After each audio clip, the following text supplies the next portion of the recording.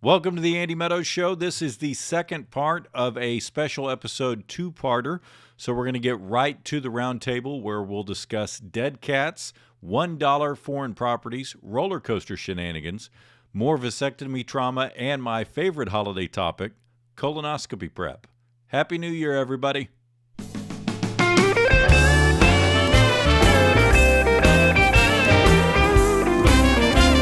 Studies show your cat thinks of you as a giant kitten and they are the parent. I'm not buying it. Is that the case in your house? Well, our cat is dead now. Thanks for bringing that up. Oh, dude, I keep walking into... Why do you got to do that? I got 22 years or something like that. She lived I for got this the forever. She was vasectomy probably excuse. Yeah, hey, if your cat was 22, I mean, that's kind I of... think it was 20, but yeah. No, I mean, dude, had a she good was... run. She grew up with a puppy, so she thought she was a dog, I'm pretty sure, because she was just not very good at cat stuff. Yeah. She would try to walk on things and fall off.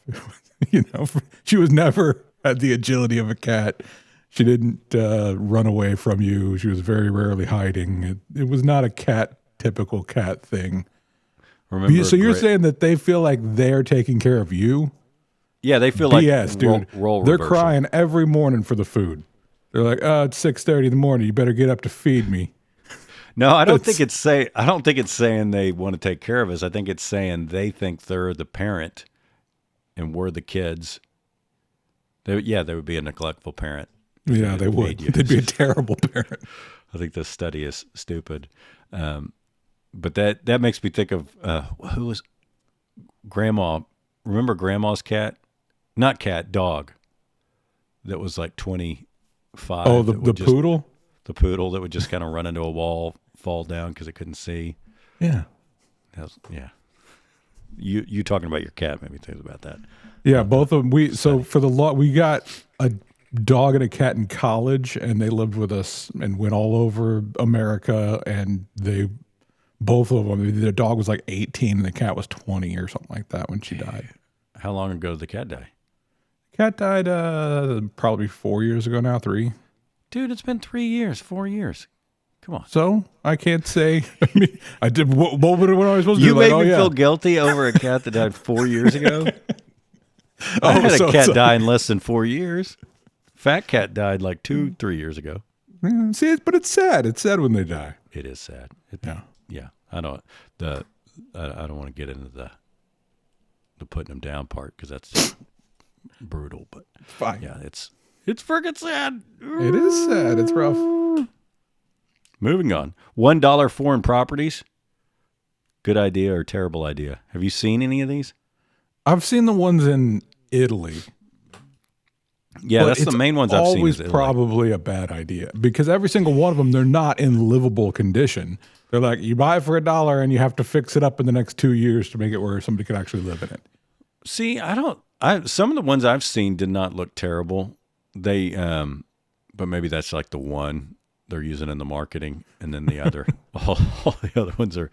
I thought it was more like the town wanted your tax revenue or something. So they're just. Well, yes, that is part of it, but it's also like these whole sections and whole neighborhoods have been abandoned for a while now, and they're trying to get people to get back into the city to make the city happen. You know, you got restaurants, you need people going to the restaurants. It's not just a tax thing; it's also an economy thing. Yeah. So you come living in this house and this. A lot of the time, it's nobody's lived in this house for 30 years. You give $1 for it, and now you got to make it. Yeah. If it was worth more than $1, they could charge it. It's kind of the way it goes. Yeah, that's what I mean, because Jill and I just go down this rabbit hole a lot because we see that, and that gets us looking at a area, and we're like, yeah, that's pretty cool. Because it's always Italy or somewhere like that. Yeah. I think Greece did it at one point when their economy was really hurting. Yeah, and I feel Greece like maybe is beautiful. Spain did too, or Spain or Portugal might have in some of the offbeat areas. Well, and even after COVID, I feel like there were some places, now it may not have been $1, but there were some places in the U.S. that did some crazy deals like that to try to get people to move there and work remotely. But it wasn't. I mean, I know for a long time you could get like $1,000 houses in Detroit, but I don't think that's the thing anymore. No, see, no, you don't want to live in Detroit. Even for $1,000. No, I mean, parts of Detroit are probably fine. Yeah. But yeah. Not where there's a house for $1,000. Not where, that's the challenge. You see the dollar house and and you look up that place, and the place is beautiful, but they're not showing the dollar houses on anything. They're going to show. They're showing the really nice ones. So it ropes you in for sure. But yeah, there's always a catch when there's something like that. Plus, but it's $1. Like how wrong could you go? Oh, I lost my investment on the house. Yeah, oh, no. My mortgage payment is a penny a month. You're going to take out a mortgage on the dollar? Sorry, I can't swing it. You're paying interest on $1. So that's a penny a month. That's $2.40 over a 20-year mortgage. It's doable. What's the best roller coaster you ever been on? Oh, I like the one, and I don't remember its name, where you're sitting in it and your legs are dangling. What was that? Batman? Batman or Superman?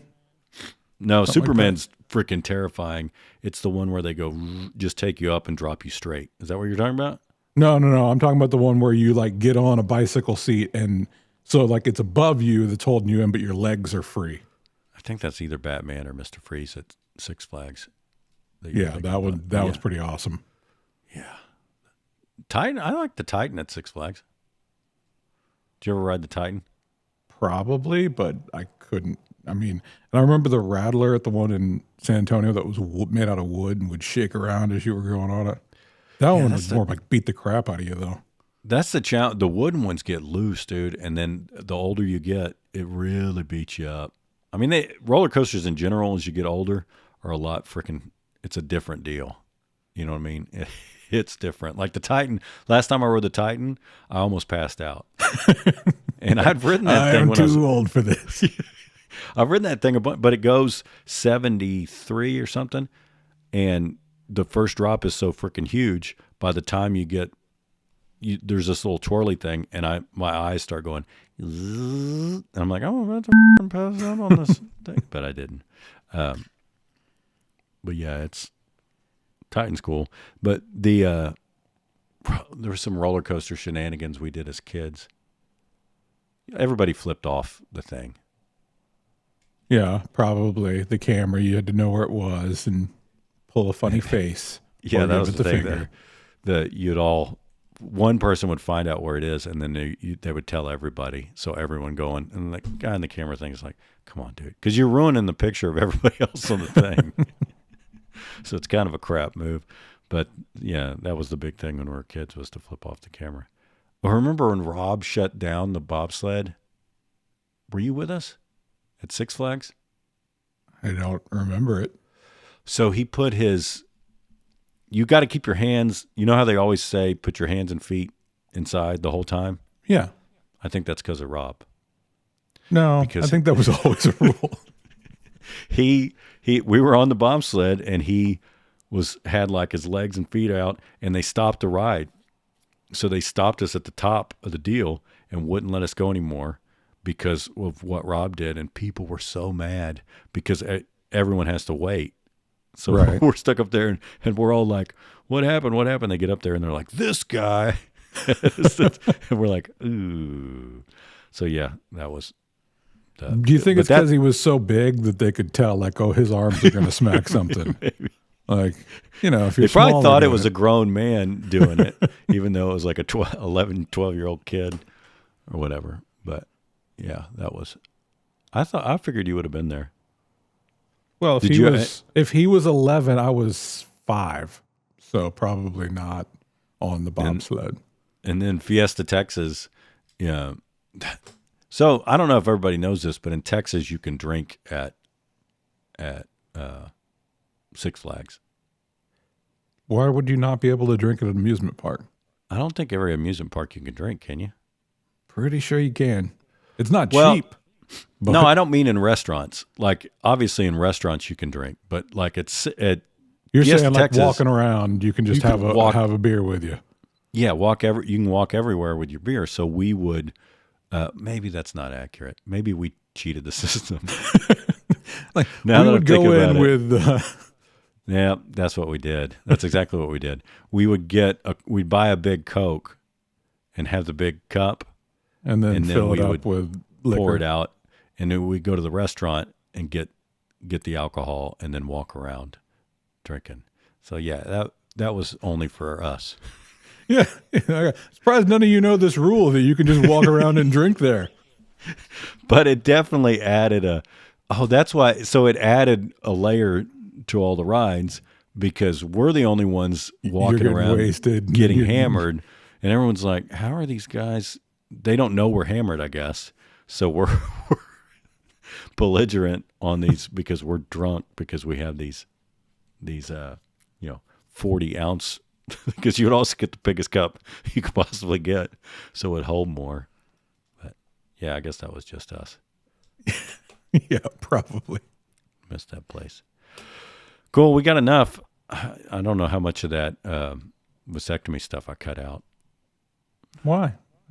You don't want to share your medical conditions? No, I feel guilty because the guy was a nice guy. I mean, I didn't say who. What are the doctor, odds he's obviously. watching your show? Very little. I'm just saying. None. Almost none. I mean, he knows my name. He could Google it. Yeah, But- he won't. No, I know. He's in Aspen skiing. I know that. Because we talked So about he it was while like I trying to get terrified. through so he could get to Aspen. Like, all right, just cut this guy's nuts up and let's get out of here. Yeah, that's the other part that almost certainly contributed to it was I'm very confident this was the last day before his Last holiday. day, yeah. Because that all my questions were like trying to get at like why is this such a nightmare? So I asked him like about the holidays, and he went on about Aspen and how they were going to this cabin and going skiing with it. And then that made me even more terrified because I'm like, oh yeah, he's second. What if I have a complication and he's in Aspen and I need yeah. No, just thinking like this guy's definitely ready to get the heck out of here. So because that's what it seemed like, as the guy was just like racing through it, and taking no care for my boys. I mean, it was. Well, would you rather him gently handle them? I mean, it feels like weirder when he's like, okay, here you go. Yeah, there's no good. That's why you want him to caress the boys. Yeah, there's no good. That's why in retrospect, it's just, God, if I had a time machine, if I had that guy's DeLorean that we looked at, I would go back in time and I would go, give me the scalpel, give me the knock me the hell out. knock me the heck out. Because that's why I don't mind colonoscopies, because they knock you out.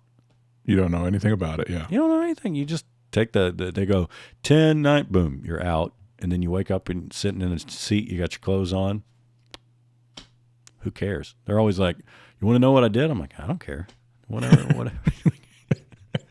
Just I'd rather not, actually. So yeah, and they give you pictures too, and you're like, who's looking at those pictures? And they give you there's pictures, there's a video if you want to watch it. I mean, it's no thanks. Take that, forward it to my doctor. No one needs to see that. And then sometimes because you're out of it, they'll hand it to your lady friend with you. I'm like, Jill doesn't.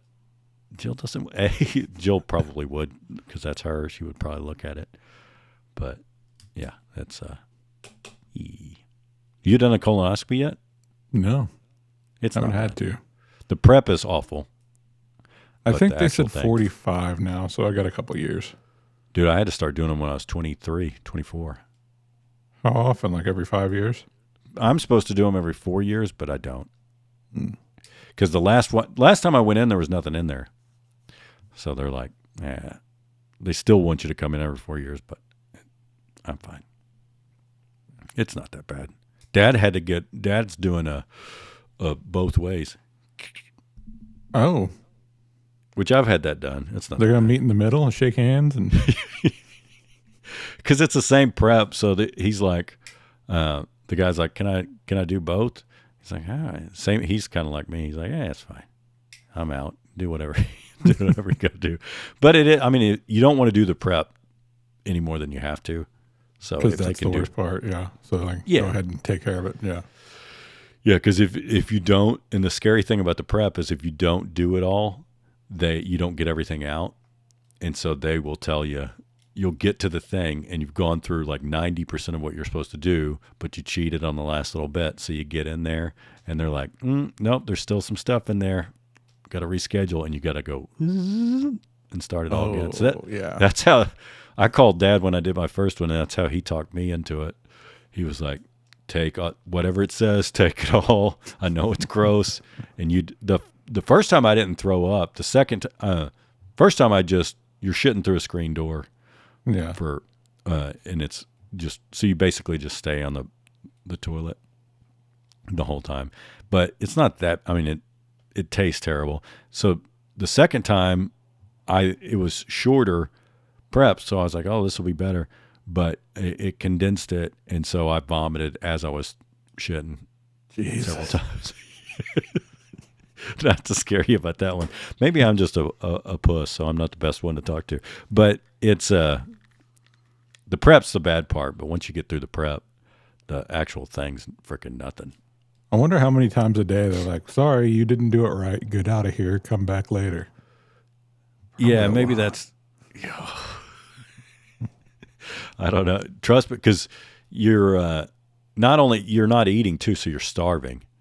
So that's part of what makes it so bad, is that you're hungry and you're doing that. You're pooping for 24 straight hours and you're starving, and then you go do the procedure. So that's another. So the first time I did it, I had eaten like really nothing for 3 days by the time I was done. Now they've shortened it. So it's like maybe 48 hours you haven't really eaten. So the second you're done, and the anesthesia wears off, you're like eating immediately. Yeah, like, give me food right now. Take me to the closest place you can eat. And it's kind of like it cleans your system out. Yeah. I mean, some psychos do the prep even when they don't have a colonoscopy just to clean themselves out. I'm like, Jesus. Oh, that's what they're talking about with the cleanses? Is that the thing? I think so, yeah. It's hardcore, dude. Ooh. You're getting to that age, you got to do all that stuff, man.